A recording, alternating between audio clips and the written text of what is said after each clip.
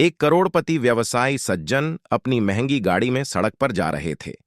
अचानक उन्होंने देखा कि फुटपाथ के एक कोने में एक आदमी ईंट पर सिर रखकर गहरी नींद में सो रहा है। उन्होंने हैरानी से सोचा, इतनी गर्मी, गाड़ी की आवाज, धूल मिट्टी के बीच ये आदमी कैसे सो सकता है। उन्होंने गाड़ी रोकी और उस आदमी के पास जाकर उसे पुकारा, अरे सुनिए। वह आदमी हड़बड़ाकर उठ बैठा और बोला, हाँ क्या हुआ? कुछ नहीं, मैं पूछ रहा था कि आप यहां क्यों सो रहे हैं? आपका घर नहीं है? हाँ, नींद आ रही थी साहब। घर है गांव में। सुबह उठकर पेन बेचने शहर आता हूं, शाम को वापस चला जाता हूं। व्यवसायी सज्जन ने उत्सुकता से पूछा, तो आज कितने का पेन बेचा? 150 रुपये का। इससे गुजारा चल जाता है? हाँ, चल जाता है। शाम को पड़ोस के कनईदा के गैराज में साइकिल मरम्मत करता हूं, कुछ पैसे हाथ में आ जाते हैं। लेकिन क्या बताऊं साहब, मेरी बेटी का हाल कुछ ठीक नहीं है, कई दिनों से बुखार में है। व्यवसायी सज्जन ने 500 रुपये निकालकर कहा, यह लो, बेटी के लिए फल खरीद लेना। आदमी ने हैरानी से देखा और बोला, मेरे पास पैसे हैं साहब, ऐसे ही क्यों लूं? आप मुझसे 20 रुपये का पेन खरीद लीजिए। देखिए, इस पेन की स्याही से कितनी अच्छी खुशबू आती है।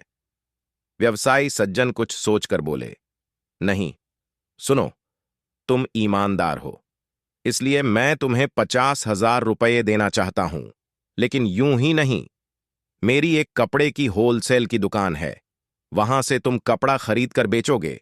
अगर मैंने देखा कि तुम सच में मेहनत कर रहे हो, तो 3 महीने बाद मैं तुम्हें और 50,000 रुपये दूंगा। उससे तुम दुकान किराए पर ले सकते हो। आदमी ने हैरानी से पूछा, लेकिन आप मुझ पर इतना विश्वास करके इतने पैसे क्यों देंगे साहब? आप तो मुझे जानते भी नहीं। सज्जन मुस्कुराए और बोले, मैं इस शहर का सबसे बड़ा व्यवसायी हूं। यह रकम मेरे लिए कुछ खास नहीं है।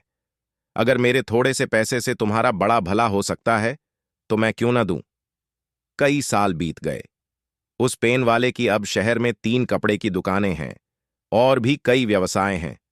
उसके पास 2-4 पहिया गाड़ियां हैं, 3-4 फ्लैट और एक बड़ा घर है। एक दिन वही उपकारी सज्जन डॉक्टर के क्लिनिक में अपना चेकअप करवाने गए। उन्होंने देखा कि वही पेन वाला भी वहां बैठा है।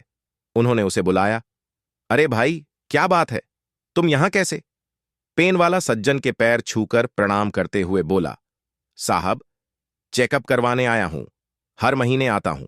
शुगर, ब्लड प्रेशर सब हो गया है। अब नींद भी नहीं आती।